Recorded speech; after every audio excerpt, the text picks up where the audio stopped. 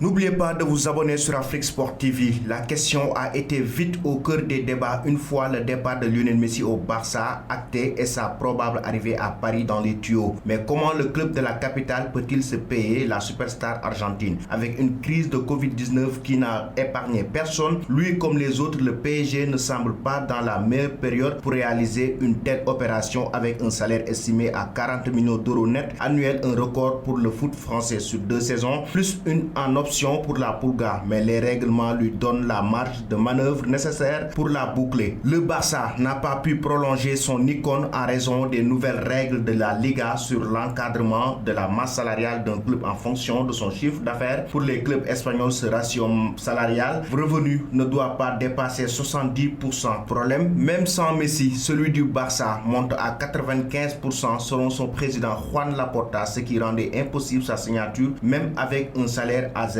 Et s'il avait signé un nouveau contrat catalan aux conditions négociées, il aurait atteint 110%. On connaît surtout Lionel Messi pour ses buts, ses dribbles et son talent, mais l'Argentin est aussi devenu au fil des années une marque mondiale et l'égérie de très grandes marques comme Adidas, Pepsi, KFC ou Gillette. Sportif le mieux payé en 2021 avec 130 millions d'euros de revenus, Lionel Messi devra aider le PSG sur le terrain sportif mais aussi sur le terrain marketing. Le site LCI a récemment interrogé Vincent Chaudel, cofondateur de l'Observatoire du Sport Business, pour évoquer avec lui l'impact économique de l'arrivée de la star argentine à Paris. On lui a posé la question à savoir comment le PSG pourra-t-il amortir les 40 millions d'euros nets annuels que Messi va percevoir. Il répond: la principale question c'est de savoir si Kylian Mbappé va partir ou non. Aujourd'hui, il émerge autour de 25 millions d'euros nets par an, ce qui n'est pas équivalent au futur salaire de Lionel Messi, mais ça règle une partie du problème, surtout s'il y a un transfert autour de 150 millions d'euros comme on l'entend dans la presse espagnole. Si le Français quitte la capitale, cela facilitera la tâche des dirigeants parisiens, donc l'équation pourrait se faire. Même s'il reste, il faudra à la fois faire partir d'autres joueurs tout en continuant à développer les recettes. Si un joueur comme Messi est important d'un point de vue commercial, il y a quand même un bémol à apporter. Les principaux contrats de sponsors comme Nike ou Accor ont été signés pour plusieurs années et l'arrivée de Messi ne changerait rien. Et je vois mal Nike accepter de renégocier son contrat sachant que Messi est la tête d'affiche d'Adidas. Il avance, l'un des principaux objectifs sera de relancer une dynamique sur les maillots. À son arrivée en 2017, Neymar avait vendu à lui seul 10 000 maillots le premier jour et représente aujourd'hui près de 30% des ventes de maillots du Paris Saint-Germain, sachant que le club parisien vend plus d'1 million de maillots par an. On peut donc tabler sur un impact similaire et imaginer le PSG vendre plus d'1,5 million de maillots chaque saison. Les clubs